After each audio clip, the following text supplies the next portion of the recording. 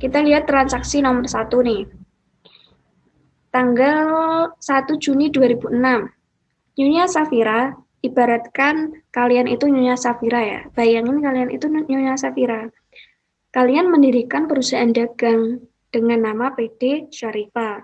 Nah, sebagai investasi awal, nih, Nyonya Syarifah menyerahkan kepada perusahaan berupa uang tunai 150 juta dan tanah senilai 200 juta serta gedung senilai 125 juta. Nah, yang dicatat yang mana? Karena kita akan mencatat pencatatan bagi perusahaan, ya kita mengakui apa yang berpengaruh terhadap perusahaan, bukan apa yang berpengaruh terhadap Syafira, Nyonya Syafira. Bayangkan gini, kalian tuh mendirikan perusahaan. Nah, kalian menyerahkan kepada perusahaan itu uang tunai 150 juta, tanah senilai 200 juta, gedung senilai 120 juta. Nah, apa dampak bagi perusahaan? Dampak bagi perusahaan jelas. Kas perusahaan bertambah karena Nyonya Syafira memasukkan kas ke perusahaan, berarti kas bertambah di debit. Kemudian apalagi tanah. Tanah termasuk sebagai aset tetap. Tanah perusahaan bertambah, aset perusahaan bertambah, aset atau harta bertambah di debit. Kemudian bagi perusahaan apalagi yang bertambah? Gedungnya. Gedung perusahaan bertambah, dia memiliki aset atau harta berupa gedung atau bangunan dari toko itu atau PT Syafira itu. Nah, asetnya bertambah berupa gedung, bertambah di debit. Nah, di kreditnya apa? Kreditnya adalah modal Nyonya Syafira. Modal Nyonya Syafira bertambah sebesar total dari keseluruhan. Seperti itu. Maka jurnalnya kita catat di tanggal itu 1 Juni 2006, keterangannya apa? Kas debit, tanah, gedung debit, kemudian kreditnya modal Syafira. Kas sebesar 150 juta, tanah sebesar 200 juta, gedung sebesar 125 juta, dan kreditnya modal Nyonya Syafira. Total keseluruhan yaitu 475 juta. Sampai di sini ada yang ingin ditanyakan? Tidak ya? Lanjut. Kemudian untuk transaksi 2, tanggal 4 Juni 2006. Dibeli barang dagang. Nah, kita lihat ada berkaitan dengan barang dagang. Kita lihat sistemnya perpetual atau fisik. Nah, permintaan yang kemarin adalah dengan sistem fisik. Dibeli barang dagang dengan tunai dari toko Bella seharga 16 juta. Karena dengan tunai, berarti perusahaan mengeluarkan kas. Berarti apa dampaknya bagi perusahaan? Ini ada gambar ya, ibaratkan Kas berkurang. Perusahaan itu yang sedang membeli. Perusahaan kan sedang membeli barang dagang nih ke toko Bera, itu ibaratkan toko Bera. Nah, dia menyerahkan uang. Berarti apa dampaknya bagi perusahaan? Jelas akun pembelian. Karena sistemnya fisik, kita pakai akun pembelian. Kalau sistemnya perpetual, berarti kita pakai akun persediaan barang dagang. Nah, karena sistemnya fisik, berarti akun pembelian kita bertambah di kelompok, dia termasuk kelompok biaya, bertambah di debit. Kemudian apalagi dampaknya, karena dia membeli secara tunai, berarti kas perusahaan berkurang. Kas berkurang di kredit. Maka jurnalnya yaitu pembelian di debit, kas di kredit sebesar 16 juta. Kalau misal ada yang ingin ditanyakan, nanti langsung itu aja ya, Mbak saya ingin tanya gitu. Misal ada terkait dengan penjelasan yang belum paham, bisa ditanyakan. Untuk yang memakai HP itu layarnya bisa di zoom out gitu. Jadi layarnya bisa kalian, ini kan misal layar, nanti bisa kalian zoom out gitu, jadi nanti tulisannya bisa lebih jelas. Seperti itu ya. Kemudian selanjutnya yaitu untuk transaksi 3. Transaksi 3, dikembalikan sebagian barang yang dibeli tanggal 4 Juni. Nah, kemarin kalian beli di toko Bella, kemudian kalian kembalikan. Nah, tadi kan beli nih. Oh, beli secara tunai, kita mengeluarkan uang. Nah, pas kita retur, Mbak ini saya kembalikan karena rusak. Berarti uang kita dikembalikan kan? Maka kas kita bertambah. Kas kita bertambah di debit. Kemudian, retur pembelian kita juga bertambah di kredit. Nah, akun retur pembelian ini merupakan akun kontra dari akun pembelian. Akun kontra itu akun yang berlawanan dengan saldo normal dari akun pembelian. Seperti itu. Maka jurnalnya adalah kas di debit, kreditnya retur pembelian sebesar 100.000.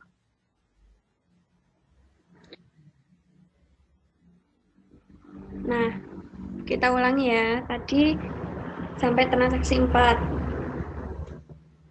Diterima pendapatan sewa ruangan atas kegiatan pameran beberapa dealer sepeda motor sebesar 4 juta. Nah, bayangin kalian tuh sebuah perusahaan tadi kan, PT Syafira. Kalian tuh menyewakan ruangan ke orang lain untuk pameran. Nah, dari kegiatan ini jelas apa yang kalian terima, kas mesti atau uang dari sewa itu. Uang kalian bertambah, kas kalian bertambah, kas bertambah di debit. Kemudian apalagi? Pendapatan sewa. Kas dari apa? Kreditnya pendapatan sewa. Pendapatan sewa di kredit, maka jurnalnya itu kas di debit, pendapatan sewa di kas di debit, pendapatan sewa di kredit sebesar 4 juta. Kemudian selanjutnya, ini udah ya nggak dimasuk. Selanjutnya transaksi nomor 4, 5 cek tanggal 6 Juni 2006. Diperoleh pinjaman dari Bank Mandiri sebesar 150 juta untuk jangka waktu 5 tahun. Jadi kalian ke bank, nah terus kalian utang ke bank. Nah kalau utang ke bank berarti apa dampak bagi perusahaan? Jelas, kas perusahaan bertambah karena tadi dia utang ke bank, kas bertambah di debit. Kreditnya apa? Dia kas bertambah karena apa? Karena utang bank. Nah, utang bank ini bertambah di kredit. Nah, karena utangnya ini tadi lebih dari 5 tahun, maka nanti ketika di laporan neraca khususnya, dia utang bank akan masuk kelompok utang jangka panjang. Seperti itu ya. Tahu kan udah tahu perbedaan antara utang jangka panjang dengan utang jangka pendek? Sudah tahu kan? Halo, utang jangka panjang apa? Utang jangka pendek apa? Tahun jangka panjang. Ya.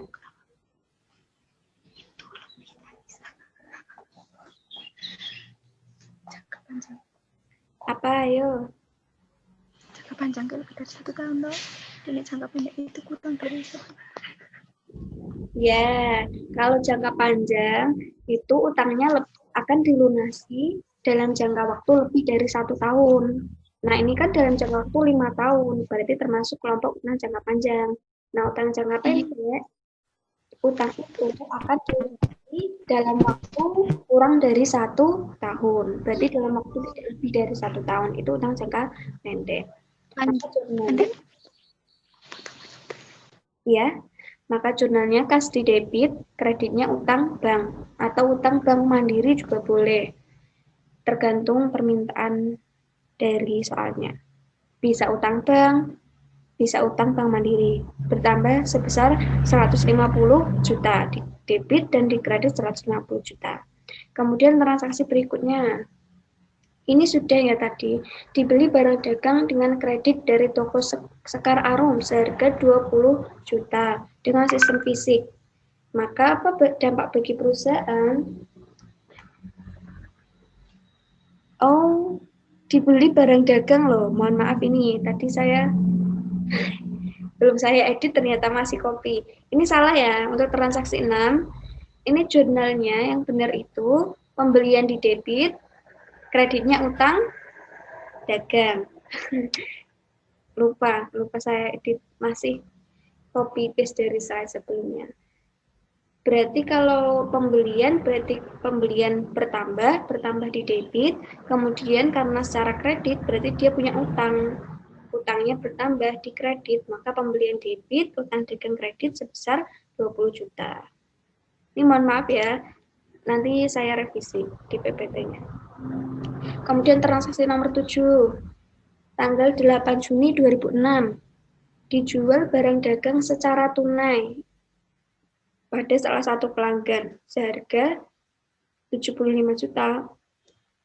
Jadi ibaratkan kalian tuh perusahaan tadi, perusahaan PD Shafira, kemudian menjual ke seseorang, misal ke teman kalian sebagai pelanggan. Nah, kalau ketika kalian menjual dengan harga 75 juta, maka apa dampaknya? Dampak bagi perusahaan, jelas karena kalian menjualnya secara tunai, berarti kalian akan menerima uang. Uang itu bertambah atau kas itu bertambah, kas bertambah di debit. Kreditnya apa? Kreditnya pendapatan dari penjualan. Nama akunnya yaitu akun penjualan. Nah, ini termasuk dalam kelompok pendapatan. Kepala akun 4 bertambah di kredit. Maka jurnalnya kas di debit, kreditnya penjualan sebesar 75 juta. Sebentar.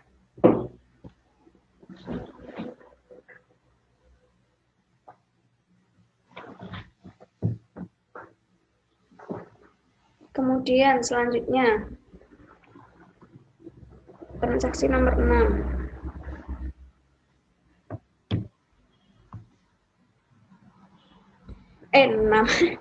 8. Ini sudah ya, dibeli peralatan. Kalau tadi pembelian barang dagang, dibeli peralatan secara kredit dari toko Makmur Jaya sebesar 10 juta. Kalau kalian beli peralatan, maka peralatan kalian bertambah. Peralatan bertambah di debit, kreditnya karena kalian membeli secara kredit atau tidak tunai, berarti kreditnya utang dagang. Utang dagang kalian bertambah.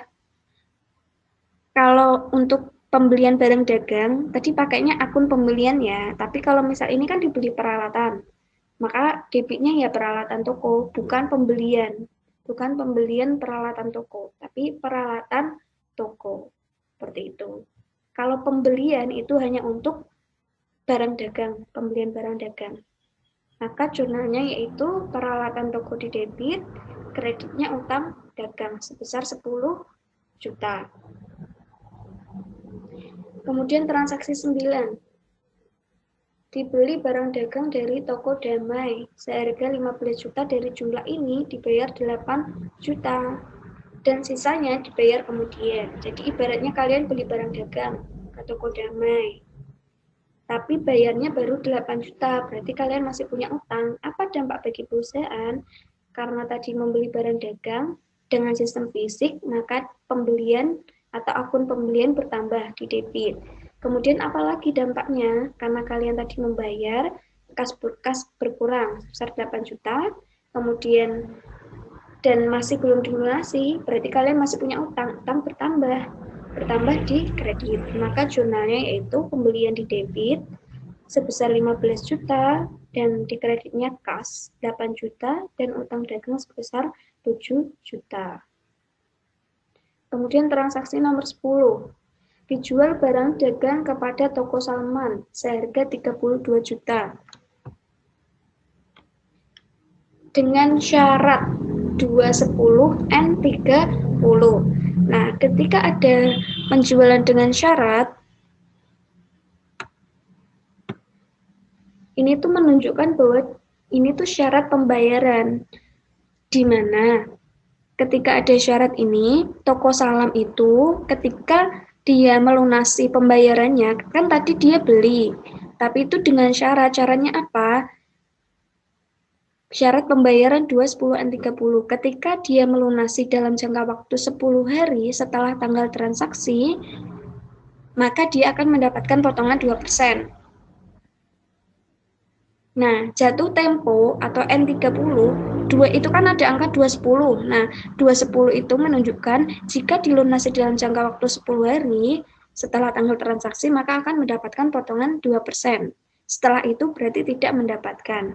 Nah, jatuh tempo pembayaran atau jangka waktu pembayaran untuk toko salam itu diberi waktu 30 hari setelah tanggal transaksi. Nah, biasanya perusahaan mengenakan denda jika lewat dari 30 hari.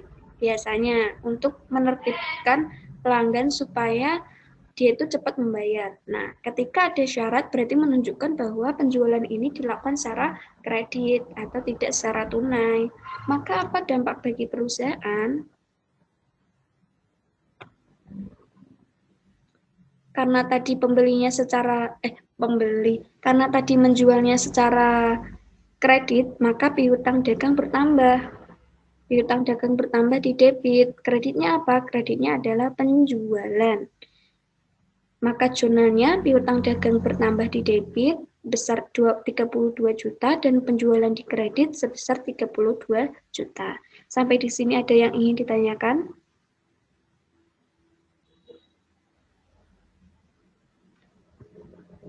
Paham ya? Terkait dengan syarat pembayaran? Paham. Kemudian selanjutnya, transaksi nomor 11. Dibeli barang dagang dengan syarat. Nah, ini dengan syarat tadi. 210 N30 dari toko tunggal seharga 20 juta. Kalau ada pembelian dengan syarat, berarti pembelian dilakukan secara kredit. Maka kalau membeli secara kredit, apa dampaknya? Jelas utang kita bertambah. Karena tadi kita membeli barang dagang, maka pembelian kita juga bertambah. Pembelian bertambah di debit. Kreditnya utang dagang juga bertambah. Seperti itu. Maka jurnalnya pembelian di debit, kreditnya utang dagang sebesar 20 juta. Kemudian transaksi 12, dikembalikan. Sebagian barang yang telah dibeli pada tanggal 10 Juni karena tidak sesuai dengan pesanan seharga 1 juta. Jadi kalian tadi tanggal 10 udah beli nih ke toko Damai. Nah, karena tidak sesuai pesanan, kalian kembalikan. Dilihat, tadi kan kalian baru bayar 8 juta dan masih punya utang. Nah, ketika kalian mengembalikan barang dagang ini, maka apa yang dampak bagi perusahaan? Utang kalian berkurang. Karena apa? Karena kalian tadi masih punya utang, maka itu akan mengurangi utang kalian. Seperti itu. Kalau misal ketika pembelian tadi secara tunai seluruhnya, misal membayar 5 juta, maka kalian yang akan terima adalah kas. Sedangkan tadi di tanggal 10, kamu baru bayar 8 juta, masih punya utang. Kalau kamu kembalikan, berarti yang utang yang mempengaruhi apa? Akan mempengaruhi utang kalian. Utang kalian akan berkurang. Utang berkurang di debit. Kreditnya apa? Retur pembelian. Nah, retur pembelian ini merupakan akun kontra dari pembelian. Maka jurnalnya itu utang dagang di debit, kreditnya retur pembelian sebesar 1 juta. Kemudian transaksi tanggal 13. Diterima kembali sebagian barang yang dijual pada tanggal 10 Juni karena rusak. Seharga 2 juta. Kita cek tanggal 10 Juni, penjualan secara kredit atau tunai. Tadi kalian menjual barang dagang secara kredit ke toko salam, secara kredit kan? Maka kalau kalian terima kembali barang dagangnya, maka apa dampak bagi perusahaan? Piutang dagang perusahaan berkurang dan perusahaan akan mengakui yang namanya retur penjualan. Retur penjualan di debit, kemudian piutang dagang berkurang di kredit. Maka jurnalnya retur penjualan, debit, kreditnya piutang dagang sebesar 2 juta. Karena dilihat dulu, kalau misal ada retur, kalian lihat dulu kemarin penjualannya atau pembeliannya secara kredit atau tunai. Kalau secara kredit, jelas akan mempengaruhi piutang dagang atau utang kalian. Kalau secara tunai, berarti jelas dia akan mempengaruhi kas kalian. Seperti itu ya. Kemudian untuk transaksi 14, ini saya lewatin ya, karena kan tadi juga sudah dibeli barang dagang secara dengan syarat 310 N30. Nah, ini kalau 310 berarti jika dalam jangka waktu 10 hari melunasinya, kita kan beli nih. Nah, kalau kita melunasi itu 15 jutanya dalam jangka waktu 10 hari, maka akan mendapatkan potongan 3%. Nah, kita diberi waktu untuk melunasi yaitu 30 hari setelah tanggal transaksi. Dampaknya jelas, pembelian bertambah di debit, kreditnya utang dagang. Utang dagang kalian bertambah di kredit. Pembelian debit, kredit, utang dagang 15 juta. Kemudian transaksi 15, dibayar beban sewa 10 juta. Apa dampak bagi perusahaan?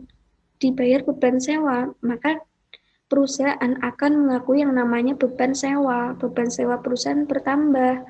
Beban sewa bertambah di debit. Kreditnya apa? Karena dibayar secara tunai atau dibayar, maka dia akan mempengaruhi kas. Kas kita berkurang di kredit. Jurnalnya beban sewa debit, kas di kredit sebesar 10 juta.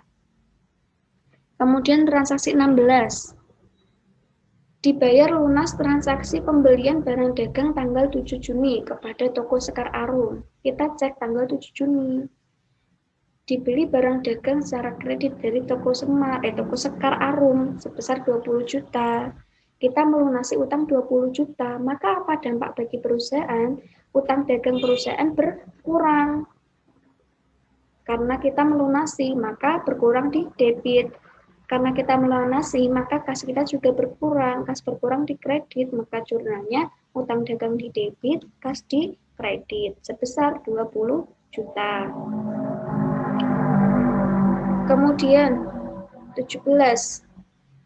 Dibayar beban listrik 1 juta dan beban telepon 800.000. Maka apa dampak bagi perusahaan? Karena dia membayar beban listrik dan beban telepon, jelas dia mengakui yang namanya beban listrik dan beban telepon. Beban perusahaan bertambah di debit, kemudian kas di kredit karena dia membayar, kas berkurang di kredit sebesar 1.800.000. Maka jurnalnya beban listrik debit 1 juta, beban telepon debit 800.000, atau bisa juga digabung beban listrik dan telepon seperti itu. Beban listrik dan telepon sebesar 1.800.000. Kasnya di kredit sebesar 1.800.000. Kemudian untuk transaksi 18. Dijual barang dagang kepada toko Ratu seharga 26 juta dengan syarat 310 N60. Nah, kalau ini 310 N60. Karena tadi kan kita menjual barang dagang ke toko Ratu. Nah, ketika toko Ratu akan melunasinya dalam jangka waktu 10 hari, maka dia akan mendapatkan potongan sebesar 3%. Nah, jangka waktu yang diberikan perusahaan yaitu 60 hari setelah tanggal transaksi N60. Maka jurnalnya, karena dia secara kredit, maka piutang dagang bertambah. Piutang dagang kreditnya apa? Penjualan bertambah di kredit. Jurnalnya piutang dagang debit, kreditnya penjualan sebesar 26 juta. Kemudian transaksi 19. Diterima pelunasan dari toko Salam.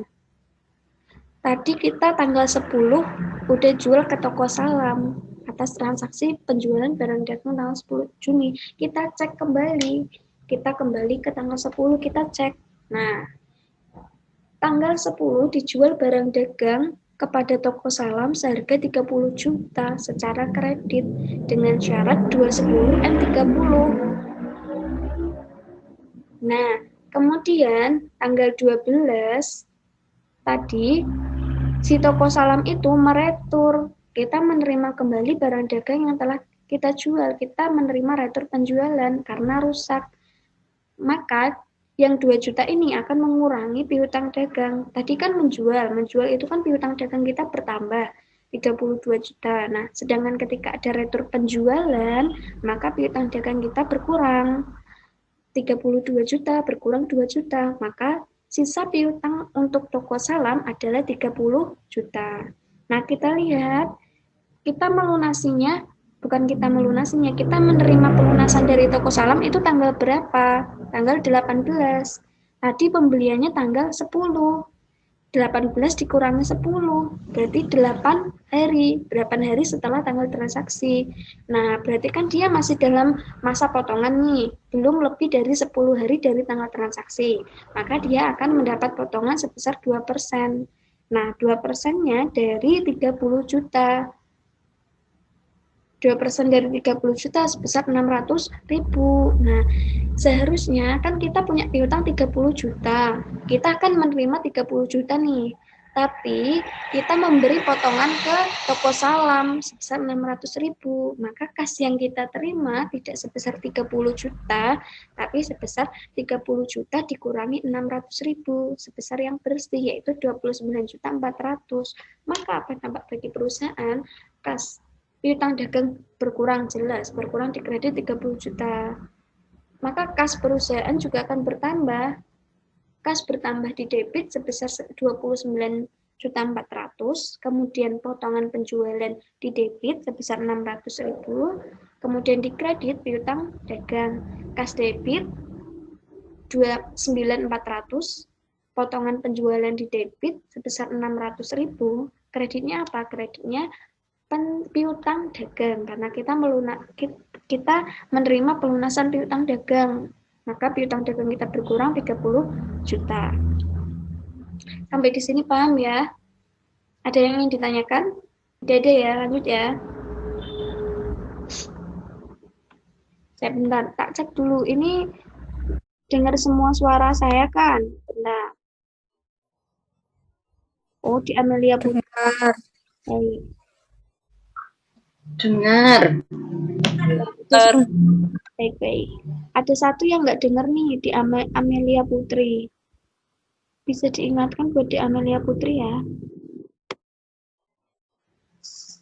Iya, di Amelia Putri. Nah, ini kan dia melunasi dalam jangka potongan. Nah, jika dia melunasinya lebih dari jangka potongan, ya maka kita tidak memberi potongan. Maka ya udah langsung kasih debit 30 juta, kreditnya piutang dagang 30 juta, seperti itu. Kemudian untuk transaksi 20, ini sama, dibayar lunas transaksi pembelian barang dagang tanggal 11 Juni kepada toko tunggal. Kita cek dulu, penjualan tanggal 11 Juni 2006. Dibeli barang dagang sebesar 20 juta dengan syarat 210 N30. Kita cek pelunasannya tanggal berapa. Dia beli tanggal 11, dilunasi tanggal 19. Berarti dalam jangka waktu 19 dikurangi 11, dalam jangka waktu 8 hari setelah tanggal transaksi. Maka dia berhak mendapatkan potongan karena syaratnya tadi 210 N30. Jika melunasi dalam jangka waktu 10 hari, maka dia akan mendapat potongan. Nah, kita harusnya bayar utang dagang nih sebesar 20 juta. Kita mendapat potongan 2% dari utang itu, yaitu 2% dari 20 juta sebesar 400.000. Maka kas yang kita bayar tidak sebesar 20 juta, tapi sebesar 19.600.000. Maka dampaknya utang dagang berkurang di debit 20 juta, kemudian potongan pembelian di kredit sebesar 400.000, kreditnya kas berkurang di kredit sebesar 19.600.000. Jurnalnya utang dagang debit, kreditnya potongan pembelian dan kas.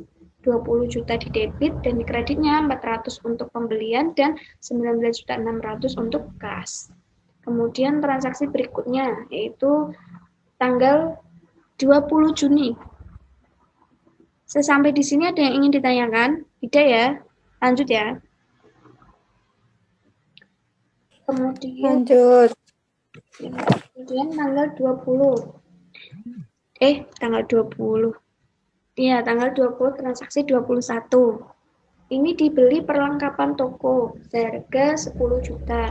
Anggap aja tadi kalian beli ke suatu toko, namanya toko tunggal. Kalian beli perlengkapan toko seharga 10 juta dan beli lagi perlengkapan kantor seharga 5 juta. Nah, dari pembelian ini, kalian baru bayar 3 juta. Nah, maka sisanya masih berupa utang. Apa dampak bagi perusahaan? Karena tadi dia beli, maka perlengkapan perusahaan bertambah, aset perusahaan bertambah, kas berkurang sebesar 3 juta tadi, berkurang di kredit, kemudian utang dagang bertambah di kredit, maka jurnalnya perlengkapan toko debit, perlengkapan kantor debit, kreditnya kas dan utang dagang. Yaitu 10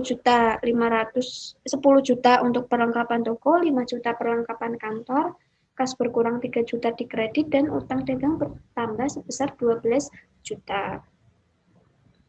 Kemudian untuk transaksi berikutnya, transaksi tanggal 21 Juni 2006.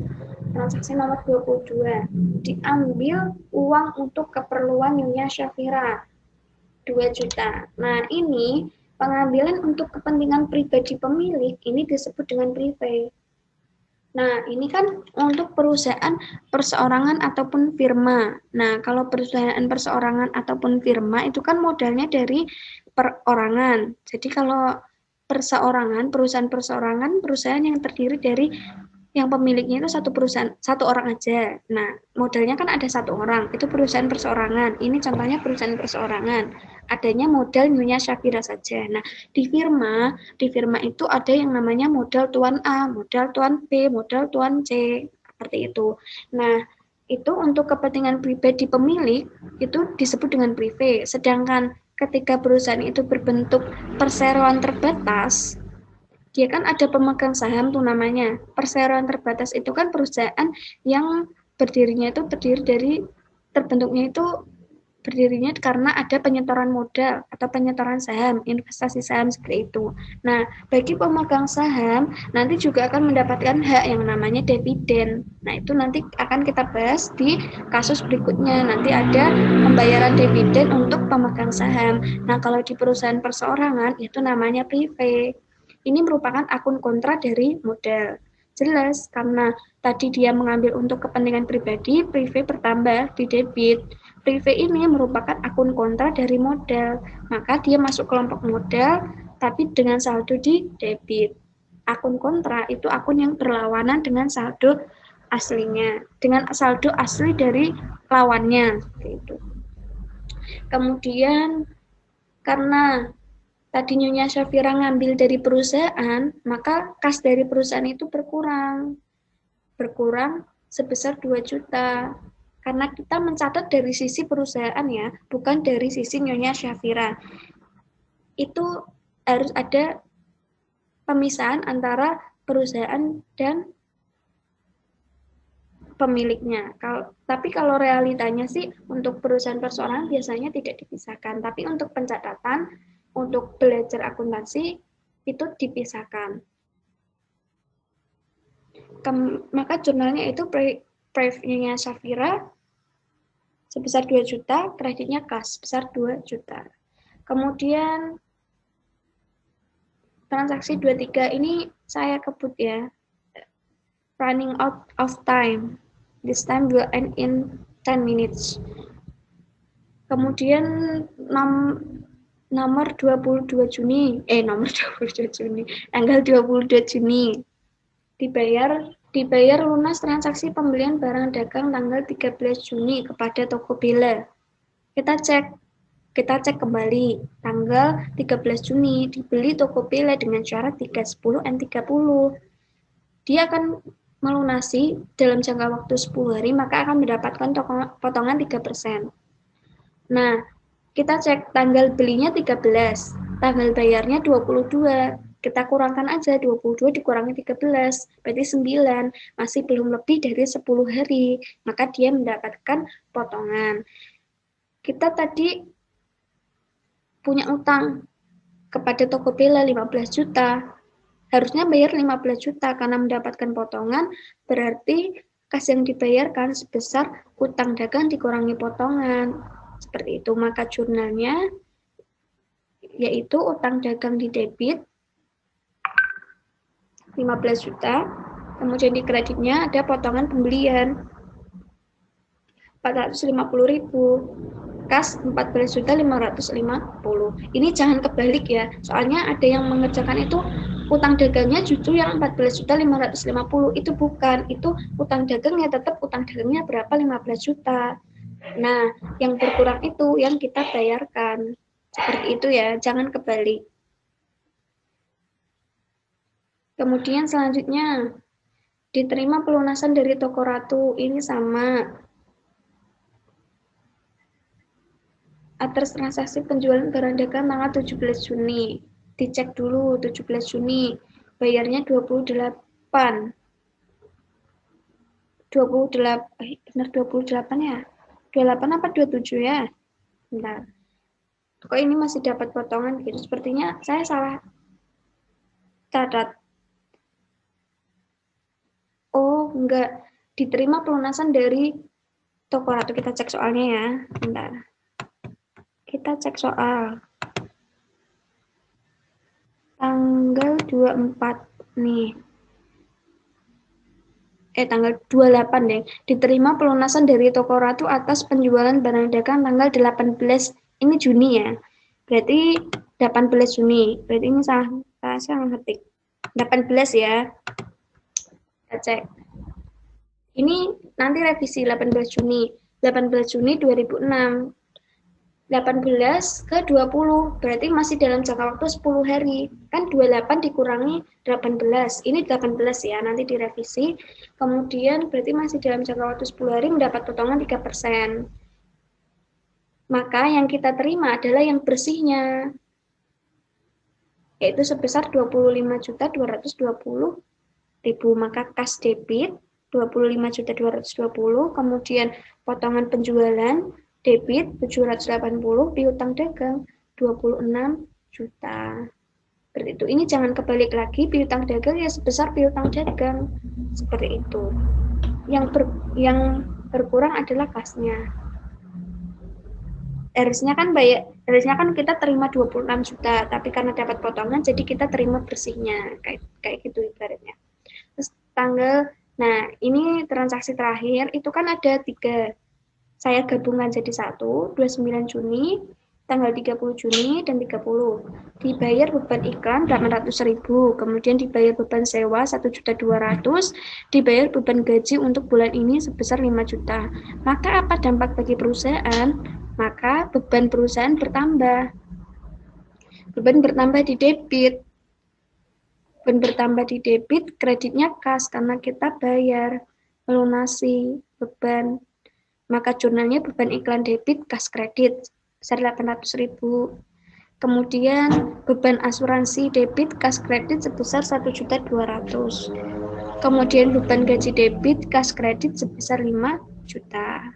Baik, sampai di sini ada yang ingin ditanyakan?